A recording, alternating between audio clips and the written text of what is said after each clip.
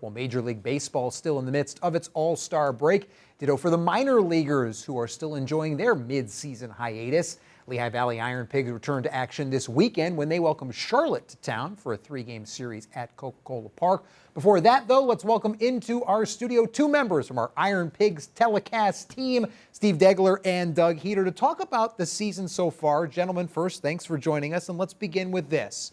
Just your quick impressions of the first half of the season. All right, I'll go first. I think the biggest thing for me is we're seeing a same type of chemistry that we saw last year with Anthony Contreras.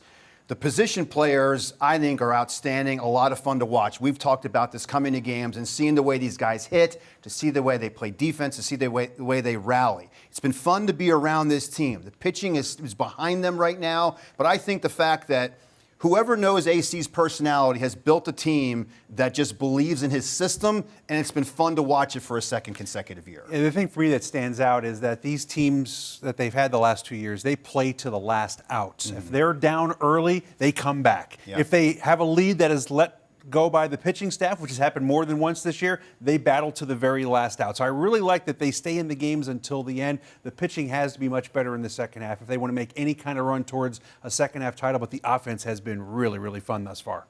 You guys both touched on it, how strong the offense has been. So I have a hunch I kind of know which direction you're going to go in. But as I ask you for your first half MVPs, are we thinking both a couple of offensive guys?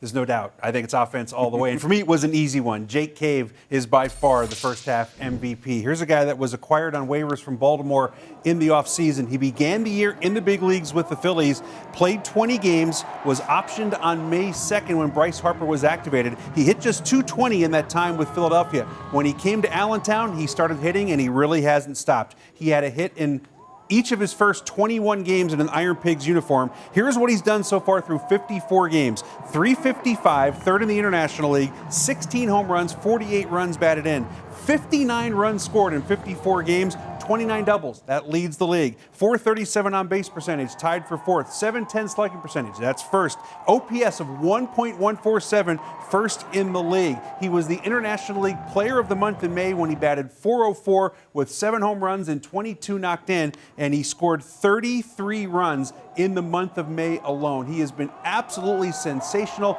45 extra base hits, also among the league leaders.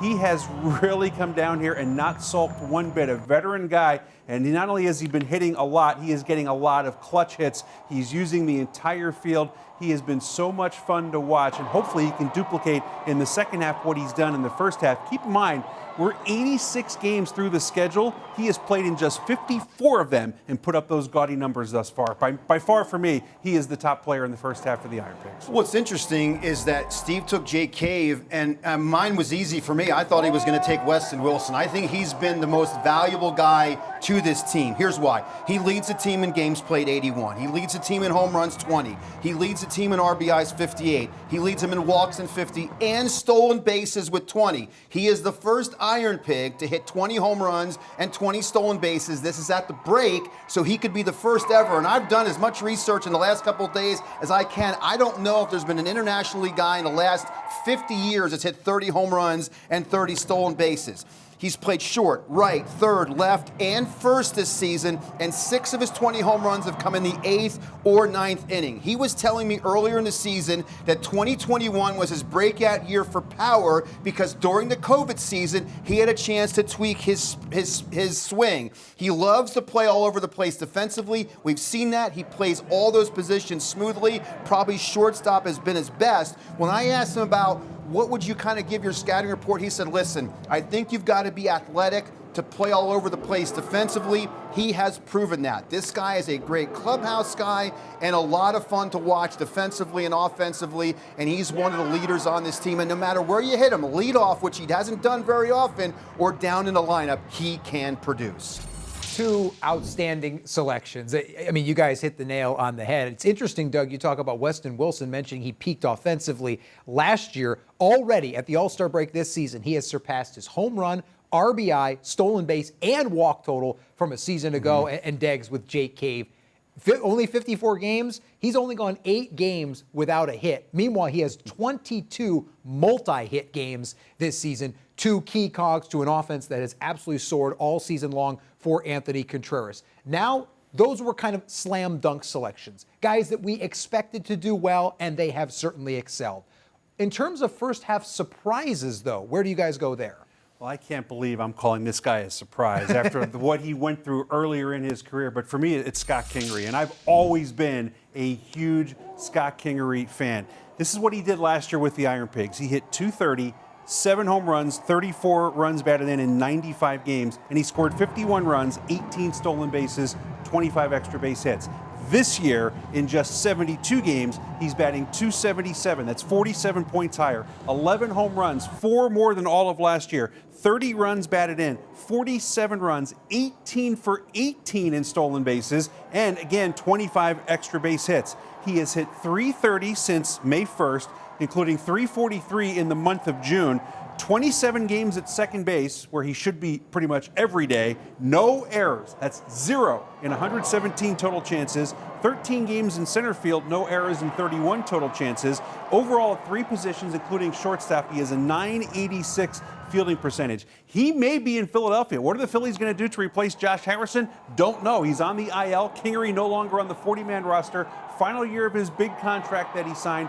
Thought he would be in the big leagues many, many years ago and there for a long time. It hasn't panned out for whatever reason, but he has really broken out this year, really looking like the player we thought he was going to be back in 2018. When he does this, when he hits the ball the other way from left center to straightaway right field, he is a dangerous, dangerous hitter with lots of power. You combine the speed and you look at the defense that he provides, especially at second base. He is still a guy that is young enough to be a factor in the big leagues. To me, the way he has played after watching him last year, big surprise.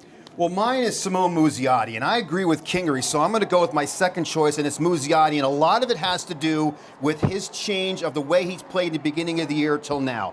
First of all, he leads the team with 95 hits. He's tied with Jim Haley with 3 triples. He has 19 stolen bases, 37 RBIs, and has struck out only 41 times in 72 games. Here's the consistency they were looking for. How about 364 in April, 330 in May, 351 in June, and 4 for his last 14 in this month of July. Now, AC told me back in April, on the 18th, they're encouraging him to be more aggressive and play the game with more energy. They compared him to Dalton Guthrie. He said if he played with his energy and effort, he could be a premier player. He is doing that. I mean, the guy's beating out infield base hits, trying to eliminate double plays, and obviously he said he's getting more comfortable playing in the outfield. I like the way Muzziotti plays defensively in the left and also in center, and I just like the effort. Steal a base, he's dangerous. Get on board, hustle out to whether you get an infield base hit or you beat out a potential double play. His progression and his attitude change and getting, I think the work ethic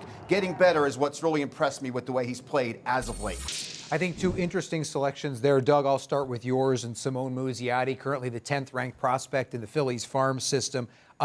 You said consistency. That's exactly the word that I had written down as it relates to those per month batting averages. 13-game hitting streak and a 12-game hitting streak. And when that 12-game streak came to an end, 1 game, he then had 14 hits over his next 7 ball games. So he has been consistent. And Scott Kingery, you're right. I think we all thought he would have been in the big leagues years ago and for a long time. It hasn't worked out. But you mentioned the June numbers, and now already in 7 games in July, 8 runs batted in, 6 runs scored. He has really picked up the pace offensively as well. So we've talked a whole lot of offensive guys right now, and we know this offense has absolutely soared. As we steer into the second half and some players to watch, do we maybe go to the mound in that direction? I'm going to go to the mound. I'm going to go with a guy who's not even with the IronPigs right now. He's playing in Reading, and that is Mick Abel as my player to watch in the second half. And here is why. Will he be promoted to an IronPigs team that desperately needs pitching? They have blown so many big leads already this year. They have 25 blown saves out of the bullpen, which is a huge number, more than they've converted saves. And the other factor is, will the Phillies make a trade? They need help at the big league level. Do they look for another starter, a bullpen piece, a utility infielder, a right-handed hitting outfielder? This could be the guy that they may have to dangle. To refresh, Abel was the first-round pick in 2020. 13 starts at Reading this year, 2-3, a 4.75 ERA. It's been a mixed bag. I don't think he's pitched all that great. 60 2/3 innings, 35 walks. That's 5 walks per 9 innings pitched. The good news, he strikes out 10.4 per 9 innings pitched. He's only gone 6 innings 3 times. He doesn't have a whole lot of length in his starts, but opponents are batting just 198 against him. He has thrown only 61% of his pitches for strikes, and he is averaging 83 pitches a start to go just 4 2/3 innings per average start. So the command has not been there. There is no doubt about the stuff. Fastball, curveball, slider, really good changeup that he probably needs to use a little bit more. But he, to me, is a real key. If he comes to Lehigh Valley and can perform, this maybe will stabilize this pitching staff just a little bit. And who knows, maybe he'll find himself in the big leagues before the end of the season.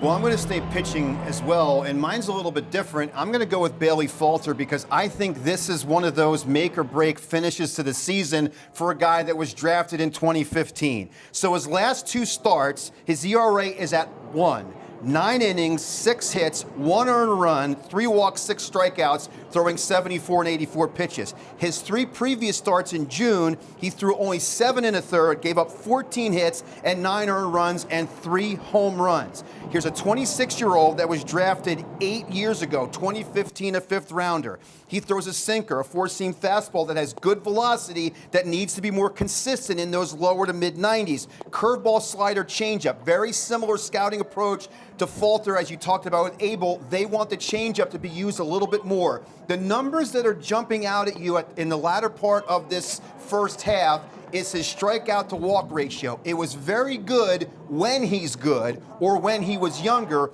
Right now, that's been an issue. He's not going to be necessarily a throw it by you guy. He is a pitch to contact guy, but most of those are in the air because of what he throws. If they can get his strikeout to walk ratio better and more consistent, I think he's got a chance to probably help the Phillies out if they want to. But he's got to be more consistent. A rough stretch at the end of June, much better start to the month of July. Bailey Falter, we know what he did with the Lehigh Valley IronPigs a season ago in 9 starts, pitched to a sub-2 ERA. So it's there for him. And to Mick Abel, really interesting to see. I mean, anything could happen there. He could stay in Reading. He could be promoted to Lehigh Valley. He could be traded at the trade deadline in a couple of weeks. So definitely a player to watch for sure. Interesting, too, you talked about the inconsistency for him. His home ERA, 6.5. On the road, it's just 2.63. So again, a young player kind of trying to find his way. And we certainly, no surprise, the MVPs come from the offensive side of things. Pigs are the 8th best hitting team in the league. They've stolen the 4th most bases in the league. But the pitching side in the second half, we'd like to see that improve. ERA is 14th among the 20 teams in the league. They've struck out the 4th fewest batters, but have only issued the 5th fewest walks. So an interesting dichotomy there. Should be a real fun second half to the season. Gentlemen, thank you so much for joining us, and enjoy the second half. Thanks, Dan. Thanks, Dan.